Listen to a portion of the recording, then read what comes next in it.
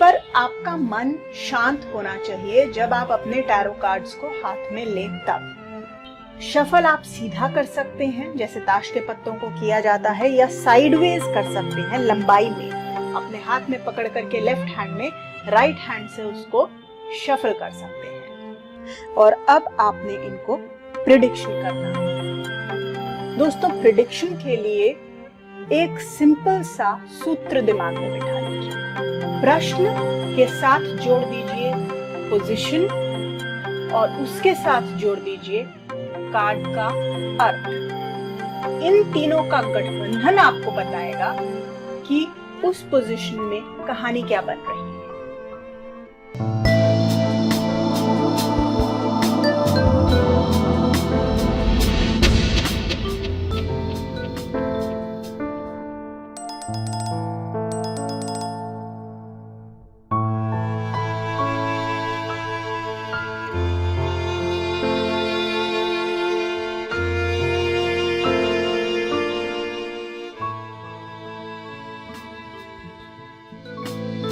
दोस्तों, अभी तक हमने देखा कि हमारे 78 कार्ड्स का अर्थ क्या है, हमारी टैरो जर्नी, फूल्स जर्नी क्या है और हमारे स्प्रेड्स कौन से हैं। अब हम आते हैं अपने आखिरी सेगमेंट पर, प्रेडिक्शंस के सेगमेंट पर, और मैं जानती हूँ कि आप लोग इस सेगमेंट का बेसब्री से इंतजार कर रहे होंगे। तो आइए दोस्तों, सबसे पहले हम समझते हैं कि प्रेडिक्शंस करी कैसे जाती हैं, और इसके बाद में हम आपको समझाने के लिए प्रेडिक्शंस को कुछ सैंपल रीडिंग्स करेंगे।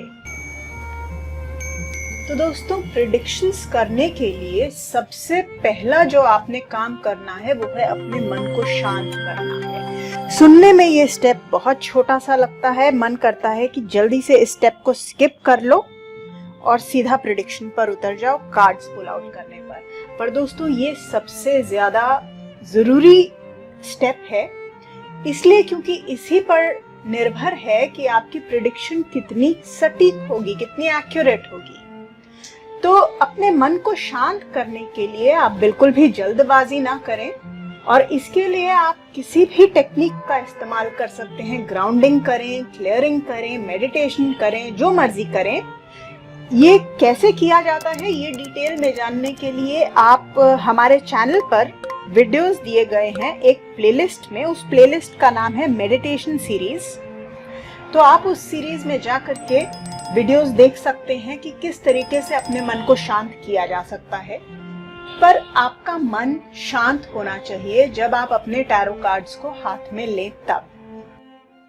अब जब आप अपने कार्ड्स को हाथ में लें तो इसके बाद सबसे पहला स्टेप आपका कुछ लोग जो हैं हाथ में पकड़ करके कार्ड्स से कनेक्ट करना पसंद करते हैं आंखें बंद करके।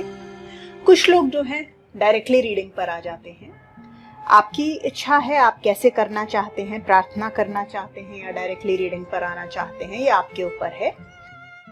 इसके बाद सबसे पहले अपने कार्ड्स को शफल करेंगे दोस्तों। शफल करने का कोई भी एक फिक्स्ड तरीका नहीं होता है, कोई निर्धारित तरीका नहीं है।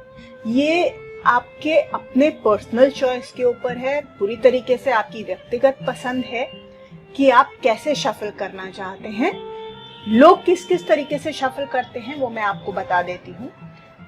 कुछ लोग तो उस तरीके से शफल करते हैं जिस तरीके से प्लेइंग कार्ड्स को शफल किया जाता है। ताश के पत्तों को अपना हाथ में लिया और ताश के पत्तों की तरह शफल कर दिया। ख्याल सिर्फ एक रखें कि ताश के पत्तों को जैसे मोड़ करके दो पाइल्स बना करके ऐसे पंखे की तरह शफल किया जाता है, वैसे हरगिज ना करें। ताश के पत्ते छोटे होते हैं, मुड़ भी जाएं तो कोई फर्क नहीं पड़ता। ये पत्ते मोटे होते हैं और बड़े होते हैं, मुड़ जाते हैं तो काफी मुश्किल होती है। मुड़ने ना दें अपने पत्तों को, उनका ख्याल रखें दोस्तों। तो इसलिए उनको टेढ़ा मेढ़ा ना करें।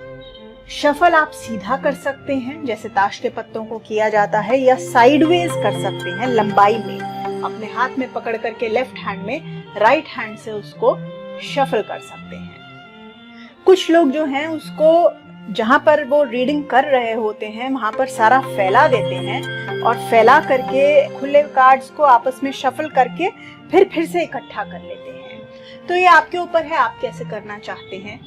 बिल्कुल आप अपनी फ्रीडम है आपको, आप जैसे करना चाहें। लेकिन उसके बाद में कई लोग जो हैं पूरे डेक को एक साथ पढ़ते हैं, बिना कट किए, बिना पाइल्स बनाए। कुछ लोग जो हैं शफल करने के बाद या तो उसको स्वयं कट कर लेते हैं टैरो के डेक को, या फिर जो जिसके लिए रीडिंग करी जा रही है, जो प्रश्न करता है, उसके आगे टैरो कार्ड्स दे करके उसको बोलते हैं कि आप कट कर लीजिए। जब वो कट कर ले में तो उन पत्तों को आपके हाथ में जो पत्ते हैं उसके नीचे रख लेते हैं, उन कार्ड्स के नीचे रख लेते हैं और फिर पूरे के पूरे डेक से रीडिंग करते हैं। इसके अतिरिक्त एक और तरीका है दोस्तों जो लोग कई बार करते हैं कि कार्ड शफल करने के बाद में उसको 3 पाइल्स में विभाजित कर लिया, या तो स्वयं कर लिया या प्रश्नकर्ता से करवा लिया। इन 3 पाइल्स में भी अब आपके पास आपकी पर्सनल चॉइस है, आप चाहें तो किसी एक पाइल पर हाथ रखने को अपने प्रश्नकर्ता से बोल सकते हैं। जिस भी पाइल का वो सिलेक्शन करें, चुनें जिस पाइल को, उस पाइल में से ही पत्ते निकालें। दूसरा तरीका ये है कि उन पाइल्स को फिर से एक के ऊपर एक रख के, जो पाइल उन्होंने चुनी है सबसे ऊपर रख करके फिर सारे डेक में से करें। तो दोस्तों ये पूरी तरीके से आपके ऊपर है, आप इनमें से कोई एक तरीका अपनाना चाहते हैं, इनको कंबाइन करके अपनाना चाहते हैं, या जिस वक्त आपके मन में जो चीज आए आप उस हिसाब से करना चाहते हैं। जब आपने अपने कार्ड शफल कर लिए, पाइल भी डिसाइड कर लिया, उसके बाद में कुछ लोग जो हैं सीधा ऊपर से पहला कार्ड निकालना शुरू कर देते हैं। पहला कार्ड जो है पहली पोजीशन में जाएगा, दूसरा कार्ड दूसरी पोजीशन में जाएगा, तीसरा कार्ड तीसरी पोजीशन में जाएगा। ऐसे कुछ लोग जो हैं कार्ड्स को एक लाइन में खींच देते हैं, फैला देते हैं और फिर उसमें से एक एक करके कार्ड या तो स्वयं पुल आउट करते हैं या फिर प्रश्नकर्ता को खींचने के लिए बोलते हैं। और इसके अतिरिक्त कुछ लोग क्या करते हैं कि कार्ड्स को शफल करते वक्त शफल करते ही रहते हैं और उसमें से कार्ड्स पुल आउट नहीं करते हैं। शफल करते करते जो कार्ड नीचे गिर जाए उसी को वो चुना हुआ कार्ड मान करके उसी कार्ड को वो उस पोजीशन पर रख देते हैं जहां पर वो रखना चाहते हैं। तो दोस्तों ये शफलिंग के बारे में जानकारी थी। अब अगली बात आती है कि जब हम कार्ड्स पुल करते हैं उससे पहले आपके मन में सवाल जो है, जो सवाल प्रश्नकर्ता ने किया है दोस्तों, उस सवाल को आप ठीक से फ्रेम कीजिए, उस तरीके से फ्रेम कीजिए जिस तरीके से आपको जवाब ठीक मिले। तो आपका जो सवाल है वो ठीक तरीके से फ्रेम्ड होना चाहिए और जो स्प्रेड आप निकालेंगे उसके हिसाब से फ्रेम होना चाहिए दोस्तों। ये जो पॉइंट है आपको धीरे धीरे करते करते समझ आ जाएगा, लेकिन जितना क्लियरली आप सवाल पूछेंगे उतना ही क्लियर आपको जवाब आएगा और उतना ही आसानी से आप प्रिडिक्शन कर पाएंगे। जब आप शफल कर रहे हैं दोस्तों कार्ड्स को, उससे हो सके तो पहले ही सवाल को मन में बिठा लीजिए और शफल करते वक्त मन में सवाल को दोहराते रहिए। हर बार जो नया सवाल होता है तो उसके लिए शफल कार्ड्स को फिर से किया जाता है। यदि आपने एक रीडिंग कर ली तो ऐसा नहीं है कि बिना शफल किए आप उसके बाद में दूसरा सवाल पूछ लेंगे, या एक ही व्यक्ति के लिए 2 सवाल करते वक्त ऐसा नहीं है कि आप बीच में शफल नहीं करेंगे। हर सवाल के बाद में कार्ड्स फिर से शफल होंगे दोस्तों। अब जब आप कार्ड्स शफल कर चुके हैं और रख चुके हैं और अब आप जब कार्ड्स पुल आउट कर रहे हैं तो कार्ड्स निकालते वक्त आपने दोनों चीजें अपने दिमाग में रखनी है। शफल करते वक्त सिर्फ प्रश्न दोहराएंगे मन में, लेकिन कार्ड्स निकालते वक्त प्रश्न भी आपके मन में होना चाहिए और जिस पोजीशन के लिए आप कार्ड निकाल रहे हैं वो पोजीशन भी मन में साफ होनी चाहिए। स्प्रेड जो है आपके मन में साफ साफ होना चाहिए कि मैंने 3 कार्ड स्प्रेड निकालना है कि केल्टिक स्प्रेड निकालना है, कौन सा स्प्रेड मैंने इस प्रश्न के उत्तर में निकालना है, वो आपके मन में साफ होना चाहिए। और जब आप कार्ड्स पुल आउट करेंगे तो आपको पता होना चाहिए कि आपने 3 कार्ड्स निकालने हैं, 6, 10, 15 जितने भी हैं आपके मन में एकदम स्पष्ट होना चाहिए। उसके उपरांत आपको पता है, सपोज कि आपने 3 कार्ड्स निकालने हैं और आप पास्ट प्रेजेंट फ्यूचर रीडिंग कर रहे हैं। जैसे कि मैं आपको एक एग्जांपल के साथ समझा देती हूँ, उदाहरण के साथ, कि मेरी नौकरी कैसी होगी। तो जब आप शफल कर रहे हैं, उससे पहले ही आपके मन में होना चाहिए, आकर के आपका जो प्रश्न करता है वो शायद इस तरीके से बोलेगा कि मुझे करियर की बहुत चिंता है, समझ नहीं आ रही है कैसा होगा। तो ये सवाल तो आप कार्ड से पूछेंगे नहीं। तो शफल करने से पहले आप उस क्वेश्चन को फ्रेम कर लीजिए कि मेरा करियर कैसा होगा या मेरी नौकरी कैसी रहेगी। उसके बाद में आप शफल करते वक्त ये प्रश्न मन में दोहराइए। उसके बाद जब आपने कार्ड्स नीचे रख दिए हैं और आपने मन में अब निर्णय करना है कि आपके लिए इस सवाल के लिए कितना डिटेल्ड वो जानना चाहते हैं और कितना आपको कंफर्टेबल होगा, आपको क्या लगता है कि कितना आपको फोकस्ड जवाब चाहिए या कितना डिटेल्ड जवाब चाहिए। तो सपोज करिए आप सोचते हैं मुझे past present future 3 card spread निकालना है, तो वो आपके मन में स्पष्ट होना चाहिए। उसके बाद अब आप जब कार्ड्स पुल आउट करेंगे तो पहला कार्ड निकालते वक्त आपके मन में होगा कि मेरा करियर या मेरी नौकरी कैसे होगी। इसके लिए पास्ट का कार्ड मैं निकाल रहा हूं कि पास्ट में क्या क्या हुआ या क्या क्या चीजों ने इस स्थिति तक आने के लिए योगदान दिया। वो कार्ड आप जब निकालेंगे फिर उस कार्ड को पास्ट की पोजीशन में रख लीजिए। फिर दूसरा कार्ड निकालते वक्त आपके मन में रखिए कि करियर के लिए अभी इस वक्त की स्थिति क्या है, प्रेजेंट सिचुएशन। कार्ड निकाला, प्रेजेंट की सिचुएशन में रख दिया। फिर आप मन में रखिए कि आगे करियर कैसा रहेगा, फ्यूचर सिचुएशन कैसी रहेगी। कार्ड निकाला और तीसरे नंबर पे रख दिया। इस तरीके से आपके मन में एकदम क्लियर होना चाहिए कि आप क्या प्रश्न कर रहे हैं, कौन सा स्प्रेड निकाल रहे हैं, और एक एक करके हर कार्ड के लिए भी आपके लिए पोजीशन क्लियर और क्वेश्चन क्लियर होना चाहिए मन में। दोस्तों, जितना आपके मन में क्लैरिटी होगी उतना आपको क्लियर जवाब मिलेगा, एकदम स्पष्ट जवाब मिलेगा।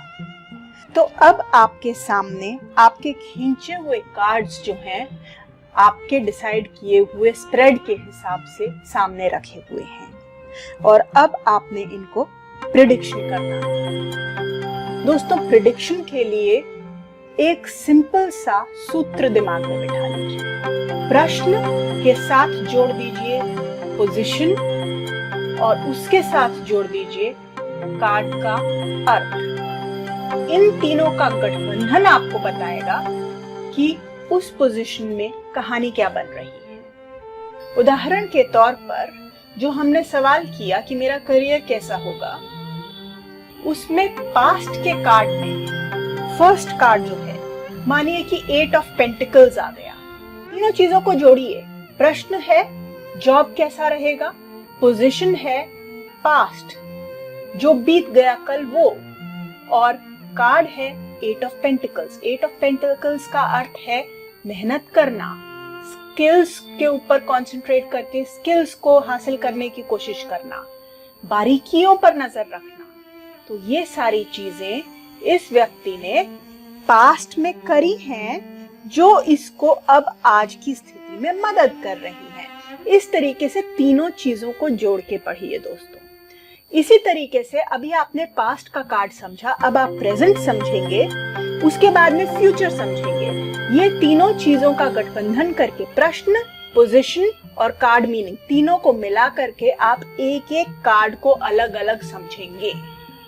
और अंतिम चरण ये है दोस्तों कि एक बार आपने हर कार्ड के लिए निष्कर्ष निकाल लिया अलग अलग, जैसे कि 3 कार्ड्स हैं आपके सामने, पास्ट, प्रेजेंट, फ्यूचर। आप समझ गए कि पास्ट में क्या हुआ, प्रेजेंट में क्या हुआ, फ्यूचर में क्या हुआ।